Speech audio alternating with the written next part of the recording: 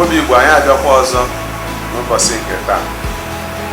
Anyị si nke onye chiri ya zere ụbọchị tata mara anyị mma.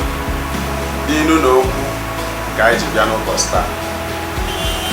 Anwụrụ nchi dị ndụ n'aka chụba mgbada ka anwụ n'aka akpọfu. Ọrịa ezughị ndị dị ndụ, onye dara ibi tụkwuo afọ. Para akwụ bụ para akwụ, mana ejiri nkata bụrụ oyi. Onye bụ ozu enyi n'isi ekwesịghị iji ụkwụ na-achụ ụkpana.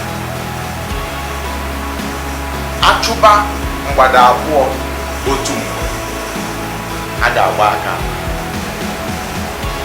Onye jiri anụ enyi gwụọ ọnya, ụmụ Igbo ana m ajụ, kedụzi anụ ọ ga-amata? Ka ọ maka meela anyị, chetakwanụ na ezi afa na onye kpọọ ọba ya mkpọkọrọ, agbata obi ewere ya ka emesịa. Biko ọ bụrụ na ihe anyị na-eme dị unu mma, meenụ ka ozi a gbasaa. Ekene.